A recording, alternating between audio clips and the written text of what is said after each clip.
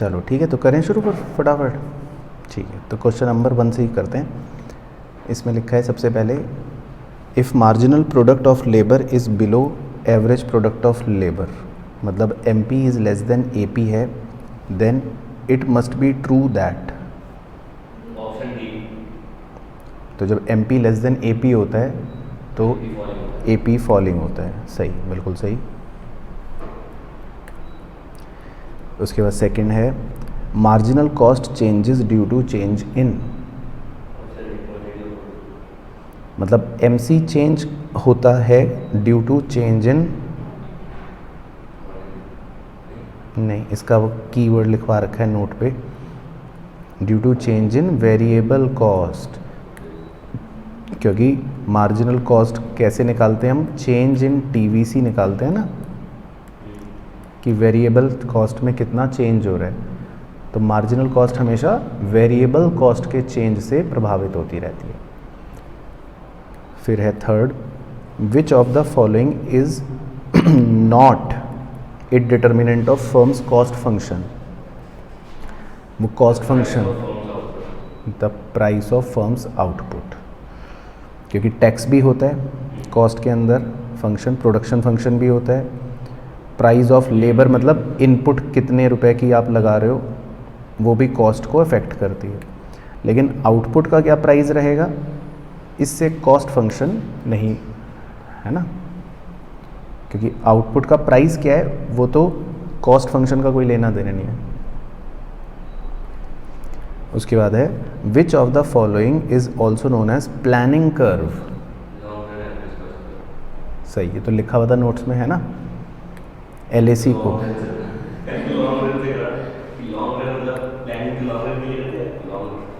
हाँ, और LAC को वैसे एक और नाम देते हैं, बताओ क्या,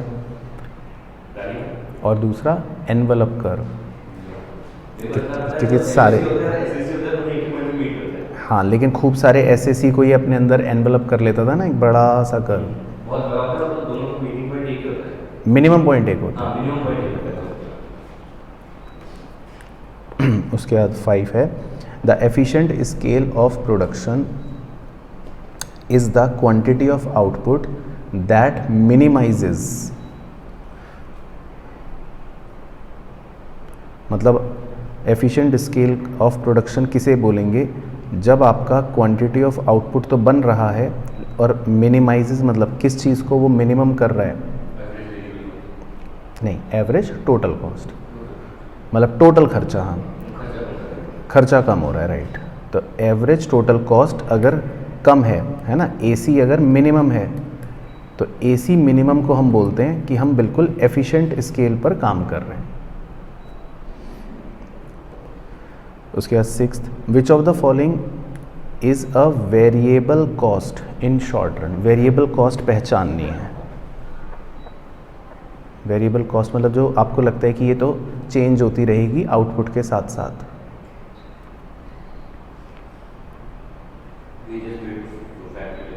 हाँ, पहले ही हो गया, तो पहले ही शक्ल से नज़र आ रहा है, क्योंकि wages paid to the factory labour ये हमारी वेरिएबल कॉस्ट होती है ना, जितना प्रोडक्ट बनाओगे। अब रेंट तो देखो फिक्स रहता है, लीज भी फिक्स रहता है, इंटरेस्ट भी फिक्स रहता है। उसके बाद 7th है, which of the following is an example of explicit cost, explicit cost का एग्जाम्पल पूछ रहा है कि क्या है, एक्सप्लिसिट समझ गए, मतलब अकाउंटिंग कॉस्ट, या जो हम बाहर वालों को पे करते हैं, हाँ वही, तो सही है बिल्कुल, payment of wages by the firm, बाकी सब इम्प्लिसिट है, हाँ, ये सब इम्प्लिसिट कॉस्ट, ठीक है। उसके बाद 8th, which of the following statement is true, कह रहा है क्या सही है, ट्रू बताना है, हाँ, तो क्या है सही, accumulation of capital depends solely on income of individuals, ये तो गलत है। saving can be influenced by government policies, क्यों, ये तो सही है। सरकार की नीतियाँ जो हैं वो सेविंग्स को प्रभावित करती हैं। अब सरकार अगर टैक्स बढ़ा देगी तो आप सेव ज़्यादा करना शुरू करते हो, सरकार अगर कुछ और कर देगी तो आप सेव कम करना भी शुरू कर सकते हो। सी में लिखा है external economies go with the size and internal economies with location, ये तो उल्टा लिखा है। और supply curve of labour is upward sloping, तो देखो ये भी नोट्स में लिखवाया था। लेबर का नहीं होता ना, लेबर का होता है बैकवर्ड बेंडिंग कर्व। मैं तो सारे कीवर्ड्स बादलों में लिखवाता हूँ विद हाईलाइट। और क्या, प्रोडक्शन के अंदर है ना, जब वो वाला पढ़ते हैं फैक्टर, हाँ 3 प्रोडक्शन में, तो लेबर के अंदर फैक्टर ऑफ प्रोडक्शन में लेबर टॉपिक के अंदर है, हाँ कि लेबर का सप्लाई कर बैकवर्ड बेंडिंग कर्व होता है। चलो ठीक है, कोई नहीं। 9th बता दो अब। Average product is defined as, average product की डेफिनेशन बताओ।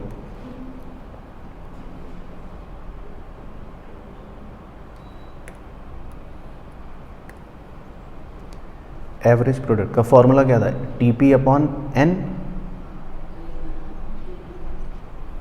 तो total product divided by number of variable input, D। हाँ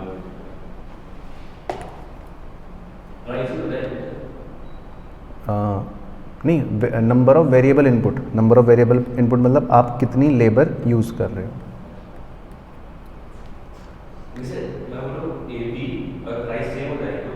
AP वो AR और प्राइस सेम होता है, हाँ ये तो AP है, AP एवरेज प्रोडक्ट।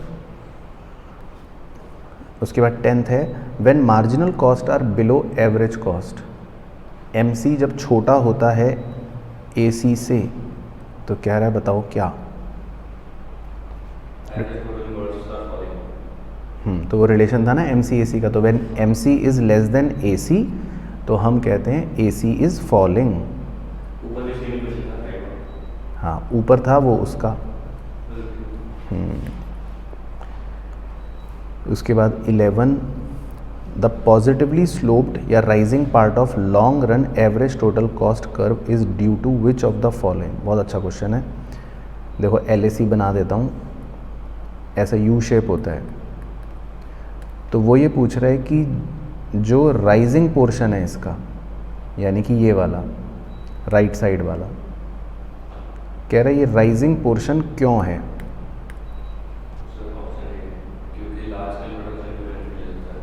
गलत। पहले जो जब तक कॉस्ट फॉल कर रही होती है उसको बोलते हैं स्टेज 1, उसका रीज़न होता है इकोनॉमीज ऑफ स्केल। लेकिन जब कॉस्ट का कर्व है ना, कॉस्ट बढ़ रही है, हाँ कॉस्ट बढ़ रही है, तो उसका रीज़न होता है डिसइकोनॉमीज ऑफ स्केल। तो लॉन्ग रन में ये ध्यान रखना है कि पहले इकोनॉमीज होती हैं ऑफ स्केल, फिर डिसइकोनॉमीज होती है ऑफ स्केल। उसके बाद 12th है use the following data to answer the question. ठीक है, तो क्वेश्चन तो दे ही रखा है, डेटा का यूज़ करके बताना है। आउटपुट है TC है, कह रहे डिमिनिशिंग मार्जिनल रिटर्न्स कब अकर होंगे। तो डिमिनिशिंग मार्जिनल रिटर्न्स पहचानने हैं कि कब अकर होंगे। तो बताओ पहले क्या निकालना पड़ेगा। हाँ MR नहीं, TC की हेल्प से तो क्या निकालोगे, MC। तो देखो कितना कितना राइज हो रहा है, 0 से 1 पे जाओगे तो 90, मतलब 240 से 330 90, फिर 330 से 410 80, फिर 410 से 482 72, अब 482 482 से कितना 60 58। ठीक है, और फिर उसके बाद अब आंखें फाड़ फाड़ के देखना, 4th से जब 5th गए तो कितना हो गया 70, और 610 से जब 690 पे गए 80। तो MC की वैल्यूज़ जो हैं शुरू में फॉल कर रही हैं, 90 फिर 80 फिर 72 फिर 58, है ना। लेकिन फिर 4th यूनिट के बाद से वो राइज कर रही हैं 70 और 80। ठीक है, तो MC जो होता है, मार्जिनल कॉस्ट जो होता है उसका और मार्जिनल रिटर्न्स का, या मतलब MR का इन्वर्स रिलेशन होता है। तो जब 4th, 5th और 6th यूनिट पर मार्जिनल कॉस्ट बढ़ रही है, तब उस समय हम कहेंगे कि मार्जिनल रिटर्न्स क्या हो रहा है, कम हो रहा है, डिमिनिशिंग हो रहा है। तो मतलब 4 and 5 कह सकते हो आप, 5 और 6 नहीं कह सकते ना। उसने पूछा था कि स्टार्ट कब हुआ, स्टार्ट, तो स्टार्ट हो गया था बस 4 के बाद से। हाँ, चलता तो उसके बाद भी रहा, लेकिन वो उसने क्वेश्चन ने पूछा था स्टार्ट कब हुआ, तो स्टार्ट हुआ 4 और 5 के बीच में। तो गुड क्वेश्चन। उसके बाद 13, विच of the following statement is true. तो पहचानो सीधा सीधा, ट्रू क्या है, सच। तो सच पहचानना है। AFC is equal to AC plus ABC, तो ये गलत हो गया, ये भी गलत लग रहा है। ABC is equal to AFC plus AC, ये भी गलत लग रहा है, तो है ना। तो total cost minus variable cost, हाँ, is equal to fixed cost. नहीं, बी भी गलत है ना। फिक्स्ड कॉस्ट किसके बराबर है, total cost minus variable cost. फिर 14, law of diminishing returns applies to, sure. Long run में बताओ कौन कौन सी स्टेजेस होती हैं, 3। पहली होती है इंक्रीजिंग रिटर्न्स टू स्केल, दूसरी कांस्टेंट रिटर्न्स टू स्केल, और तीसरी डिक्रीजिंग रिटर्न्स टू स्केल। ठीक है। और शॉर्ट रन में कौन कौन सी होती है, इंक्रीजिंग रिटर्न्स टू स्केल, फिर डिमिनिशिंग रिटर्न्स टू स्केल, फिर नेगेटिव रिटर्न्स टू स्केल। तो अब बताओ, वो पूछ रहा है कि the law of diminishing returns applies to, हाँ, the short run but not long run. क्योंकि लॉन्ग रन के अंदर भाइयों बहनों कौन कौन सी है, सिर्फ increasing returns to scale, constant returns to scale और decreasing returns to scale. Diminishing word नहीं आता, diminishing, law of diminishing returns हम शॉर्ट रन के लिए बोलते हैं। फिर 15वां, which of the following statement concerning the long run LAC curve is false. तो LAC के बारे में बताना है क्या गलत है, बताओ। तो ये आप बताओ, LAC के बारे में क्या गलत है।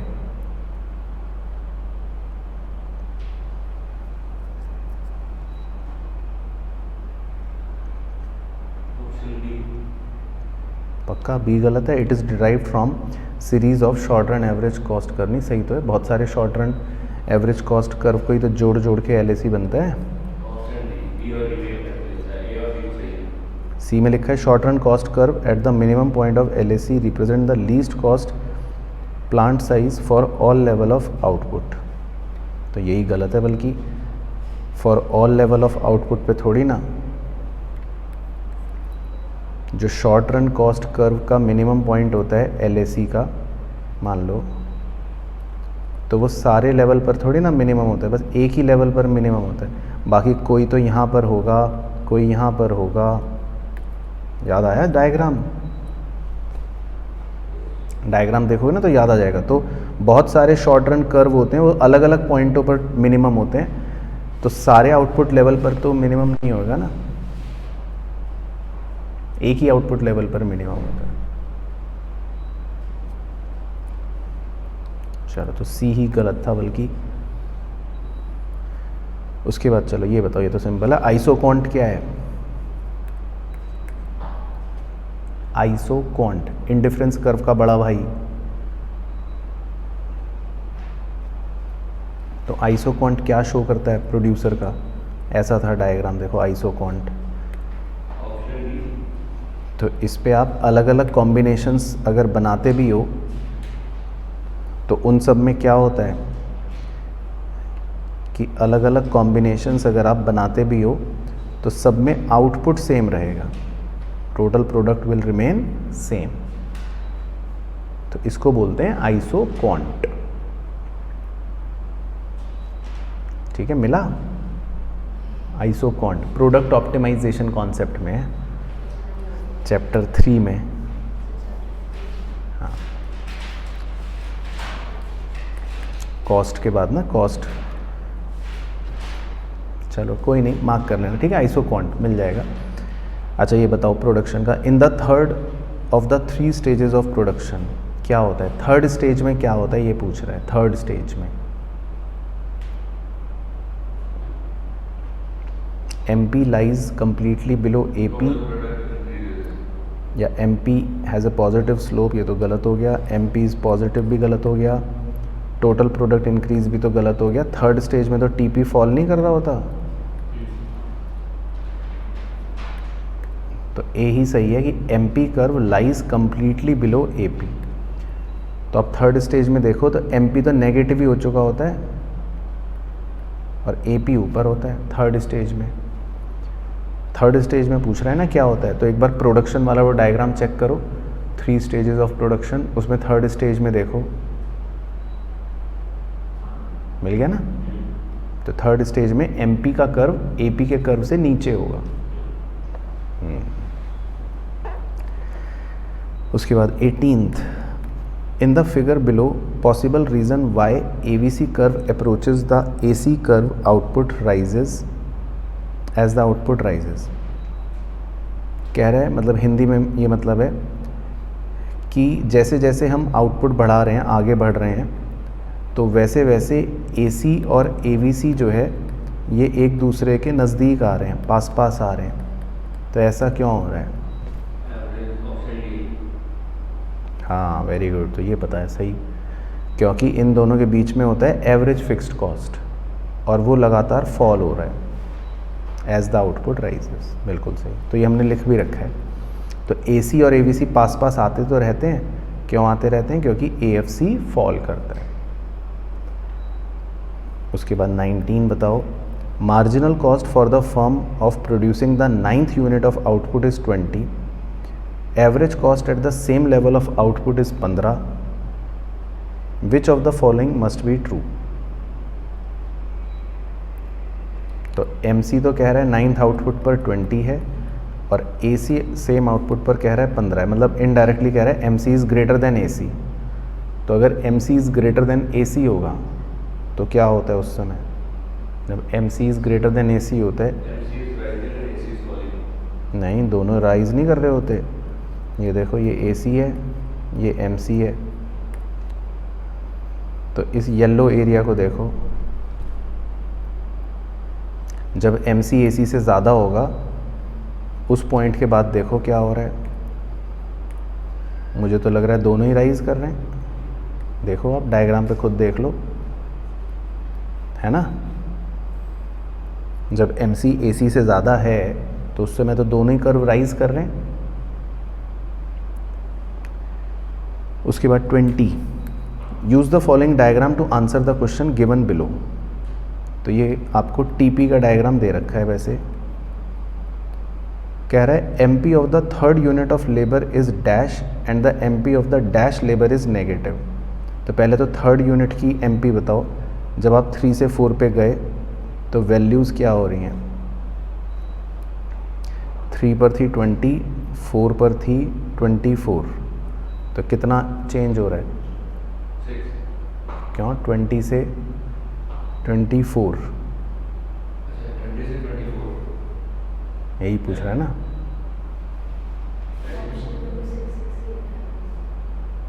ऑप्शन डी आंसर है 6 और 6। अच्छा, तो marginal product of third unit, अच्छा थर्ड यूनिट का पूछ रहा है। ओह सॉरी, मैं 3 और 4 देख रहा था, सॉरी। 2 से जब 3 पर गए, तो जब आप 2 से 3 पर गए तो 14 से 20 पर गए, ठीक है, तो 6। और दूसरे में पूछ रहा है MP of the which labour is negative, किस लेबर की MP नेगेटिव हो जाएगी? 6th की, क्योंकि 6th लेबर पर आकर TP फॉल होना शुरू हो गया। ठीक है, हाँ, तो 6 और 6th कि आप वो छठे मजदूर हो जिसके आते ही प्रोडक्शन कम।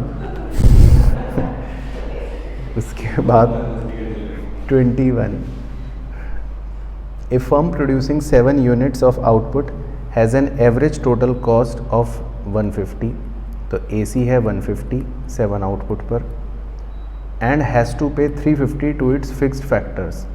फिक्स्ड फैक्टर्स को हम 350 रुपये देते हैं, ये हो गया TFC। How much of the average total cost is made up of variable cost. कह रहा है एवरेज टोटल कॉस्ट में वेरिएबल कॉस्ट कितनी, ABC निकालना। क्यों, पहले वो निकालो, TC निकालो, AC इंटू आउटपुट करो, 150 इंटू 7,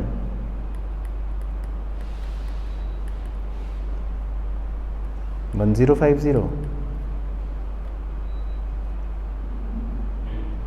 ठीक है, अब TFC आपको दे रखा है 350, तो TVC निकाल लो, 1050 माइनस 350, 700 आ गया TVC। अब AVC निकालने के लिए TVC डिवाइडेड बाय आउटपुट कर दो, आउटपुट है 7, तो 700 डिवाइडेड बाय 7 100, तो 100 है उत्तर। ठीक है, उसके बाद 22, विच of the following is correct, क्या सही है। चलो ये बताओ, ये तो सिंपल है, सही बताना है।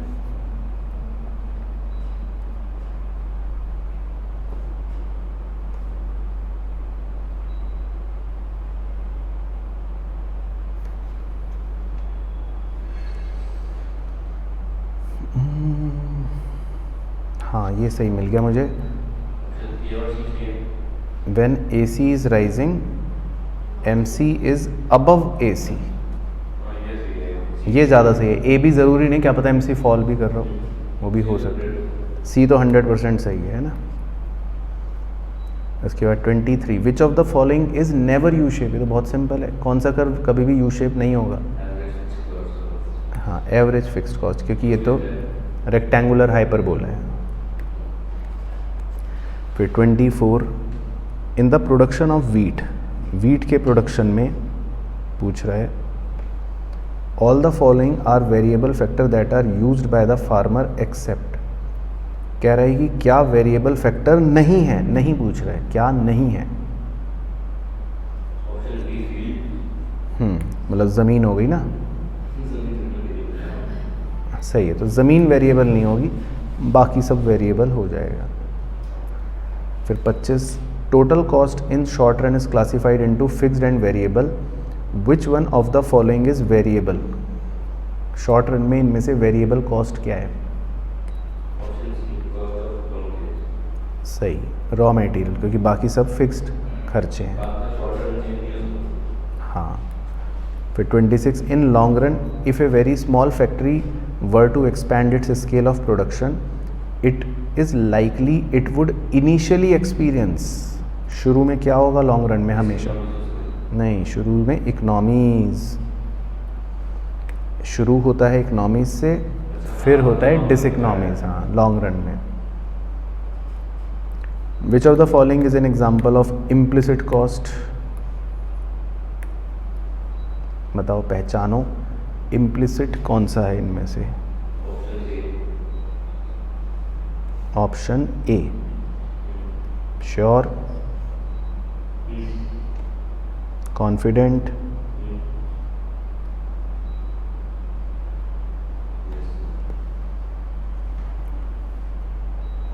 सही है, क्योंकि ये एक तरह से बाहर वालों को नहीं दे रहे हैं। उसके बाद 28, विच of the following statement is true, क्या सही है। After inflection point production function greater use of variable input induces A reduction in MP, या before reaching the inevitable point of decreasing marginal return, the quantity of output obtained can increase at an increasing rate. C गलत है,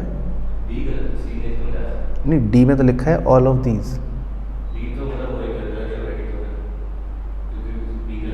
भाई A तो देखो ठीक लग रहा है, बी में भी लग तो सही रहा है, कह रहा है कि डिक्रीजिंग रिटर्न्स के पॉइंट तक पहुंचने से पहले आउटपुट इंक्रीजिंग रेट से बढ़ता है, मतलब फर्स्ट स्टेज की बात कर रहे हैं ना, तो फर्स्ट स्टेज में तो TP increases at increasing rate होता है, तो ये भी सही लग रहा है। और थर्ड में लिखा है the first stage correspond to the range in which A P is increasing as a result of utilising increasing quantity, और फर्स्ट स्टेज में ए पी भी इंक्रीज करते हैं, तो सही तीनों ही सही लिखे हैं। तो इसका मतलब ऑल ऑफ दीज, तो ऑल ऑफ दीज का मतलब जोश जोश में एग्जाम में डी ऑप्शन मत टिक कर देना। ऑल ऑफ दीज का मतलब है स्टेटमेंट डी इज ट्रू। उसके बाद 29 है व्हाट इज प्रोडक्शन फंक्शन। तो प्रोडक्शन फंक्शन क्या,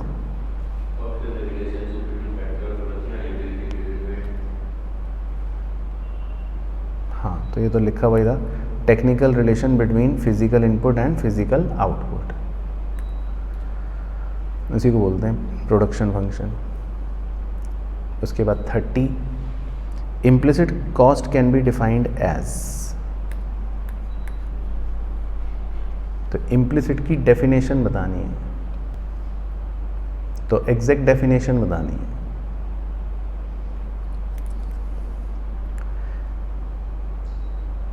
money payment which the self owned and employed resource could have earn in their next best alternative employment and therefore entered into books of account, तो गलत नहीं हो गया?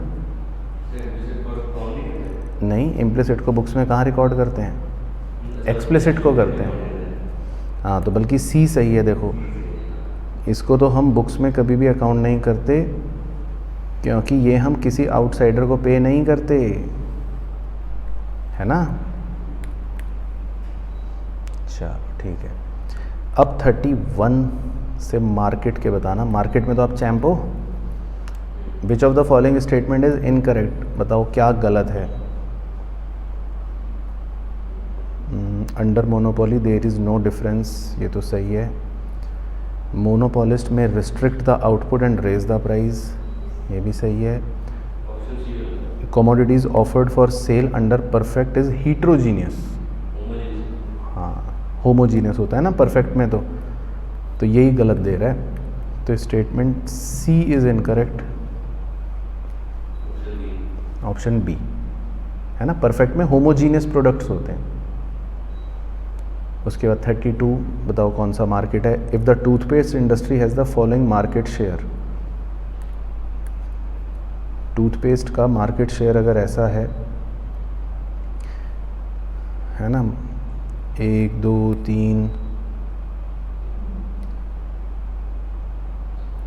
4 5 6, तो बताओ 7, तो 2 से लेके 10 तक अगर मार्केट शेयर बटा हुआ है तो वो कौन सा होता है, ओलिगोपॉली। मोनोपोलिस्टिक में तो होते हैं लार्ज नंबर ऑफ सेलर्स, इसमें तो फ्यू के हाथों में कंट्रोल है ना। उसके बाद 33 विच of the following is not a characteristic of price taker, मतलब परफेक्ट, परफेक्ट का क्या फीचर नहीं है, परफेक्ट मार्केट का क्या फीचर नहीं है। A R is equal to price तो होता है, M R is equal to price भी होता है, T R is equal to P into Q भी होता है। नेगेटिवली स्लोप डिमांड कर्व ये नहीं होता, क्योंकि परफेक्ट का डिमांड कर्व तो पैरेलल टू एक्स एक्सिस होता है। फिर 34 example of a commodity said to have international market किसका है, हाँ ये बताओ, ये तो लिखवाया है।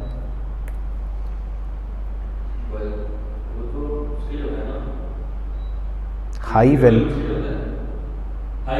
हाँ हाई वैल्यू लिखवाया था ना, high value and small bulk quantities, थोड़े बहुत जैसे हीरे जवाहरात डायमंड्स।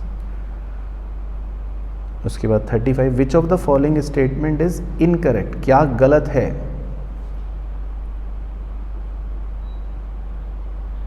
तो बताओ क्या गलत है।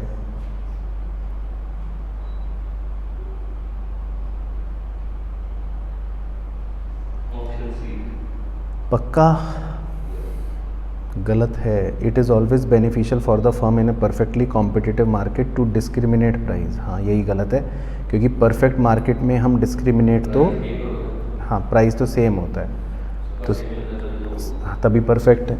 तो परफेक्ट में हम प्राइस डिस्क्रिमिनेट नहीं कर सकते, तो यही गलत है. सही है. उसके बाद 36, if A C is higher than A R. अगर ए सी बड़ा है ए आर से तो पूछ रहा है क्या होगा. वेरी गुड, लॉस होगा. ये तो सिंपल कंडीशन है ना, ये तो सीधी बात है भाई. ए सी कॉस्ट ज़्यादा है और रेवेन्यू कम है. ठीक है. उसके बाद 37, which of the following is a distinguishing characteristic of oligopolies. Oligopolies के डिस्टिंग्विशिंग करेक्टर क्या हैं? नहीं, वो तो बल्कि ओलिगोपॉली में होता ही नहीं. उसमें तो किंग्ड डिमांड कर्व होता है और स्टैंडर्ड प्रोडक्ट भी नहीं होते, वो परफेक्ट में होते हैं. वो भी नहीं होता. इंटरडिपेंडेंस अमंग फर्म, क्योंकि ये सिर्फ ओलिगोपॉली में ही होता है और किसी में भी नहीं होता, क्योंकि इसमें 2-3 फ्यू पावरफुल फर्म्स होते हैं ना, तो मिल के डिसाइड करते हैं. उसके बाद चलो 38 तो सॉल्व करना है फटाफट. P is equal to 20, Q is equal to 9, when P is 19, Q is 10. Based on this info, what is the marginal revenue resulting from increase in output from 9 to 10? तो टोटल रेवेन्यू 10th यूनिट का निकाल लो, total revenue 9th unit का निकाल लो, फिर मुझे बताना 10th unit का कितना है टोटल रेवेन्यू. 10 रुपये है, 10 रुपये. श्योर. और 9th यूनिट का टोटल रेवेन्यू 9 इंटू 20 180, तो कितना आ गया? 10 आ रहा है मेरा भी. ठीक है, ठीक है. फिर उसके बाद 39, discriminating monopoly implies that monopolist charge different prices for his commodity. आगे और फॉर डिफरेंट यूजेस भी, तो from different group of persons भी. हाँ सब कुछ होता है ना. उसके बाद 48, condition for equilibrium of firm. ये सिंपल है, इक्विलिब्रियम कंडीशन बताओ बस. एक दो होते हैं, MC should be equal to MR और MC should have a positive slope, मतलब ऊपर बढ़ता हुआ होना चाहिए. A मतलब MC फ्रॉम बिलो, मतलब वही उसी को बिलो से कट करेगा तो इसका मतलब उसके बाद राइज हो जाएगा. 41, when dash we know that the firms are earning just normal profit की कंडीशन बताओ. सही, ये तो रटी भी होनी चाहिए. AC is equal to AR. 42, what is the shape of demand curve faced by perfect का डिमांड कर्व बताओ, यानी कि पैरेलल टू एक्स एक्सेस. ठीक है. उसके बाद when E is more than when MR is positive. बिल्कुल सही, ये डायरेक्ट रिलेशन था. और जब MR 0 होता है तो E 1, और जब MR नेगेटिव होता है तो E लेस देन 1. तो 3 रिलेशन के पॉइंट याद रखने. विच of the following is not a characteristic of monopolistic competition. क्या मोनोपोलिस्टिक कॉम्पिटिशन का नहीं है? हाँ, होमोजीनियस प्रोडक्ट नहीं है, क्योंकि इसमें हीट्रोजीनियस प्रोडक्ट होते हैं. Under perfect competition firm is sure. बिल्कुल सही, क्योंकि परफेक्ट कंपटीशन में हम प्राइस टेकर हैं, मेकर नहीं है. ठीक. 46 सॉल्व करना है, जल्दी से करो. P इज़ 10, Q इज़ 5, तो 5th पर टोटल रेवेन्यू आ गया 50. When P is 12, Q is 4, तो टोटल रेवेन्यू आ गया 48. तो कह रहे हैं मार्जिनल रेवेन्यू बताओ. बस वही, दोनों का डिफरेंस, सेम क्वेश्चन, 2 रुपये. उसके बाद 47, agriculture good market depicts characteristic close to. Agricultural goods किसके एग्जाम्पल हैं? नहीं, पहले पन्ने पे पहले एग्जाम्पल. हाँ, कौन सा था पहला मार्केट, कौन सा है? परफेक्ट. और एग्रीकल्चर प्रोडक्ट तो सोच भी सकते हो, उसमें तो very large number of buyer seller, homogeneous product, सारी चीज़ें हैं ना. उसके बाद price discrimination is related to sure size of the purchase income time, हाँ। फिर 49 बस second last question, under dash the monopolist will fix a price which will take away the entire surplus. 3 तरह का प्राइस डिस्क्रिमिनेशन होता है, जिसमें कौन से वाले में पूरा का पूरा एंटायर कंज्यूमर सरप्लस ले लेते हैं? First degree. फर्स्ट डिग्री का मतलब है सारा एंटायर सरप्लस ले लेते हैं। सेकंड डिग्री में थोड़ा सा लेते हैं। थर्ड डिग्री होती है on the basis of location, वो पॉपकॉर्न वाला एग्जाम्पल। और फोर्थ डिग्री कुछ होता नहीं है। और किसने दिया था ये डिग्री डुगरी का ड्रामा? AC पिग्यू। उसके बाद 50th लास्ट क्वेश्चन है, the long run equilibrium outcome in monopolistic competition and perfect competition are similar because in both market, क्या कॉमन फीचर क्या है दोनों मार्केट का? कि भैया लॉन्ग रन में दोनों मार्केट्स में क्या होता है? लॉन्ग रन में फर्म्स क्या कमाएंगी? सिर्फ नॉर्मल प्रॉफिट्स, राइट। तो ये था बेसिकली 50 क्वेश्चनों का कारवा। मतलब 40 प्लस आ गए। अच्छा, बट चलो ठीक हो गई कहानी।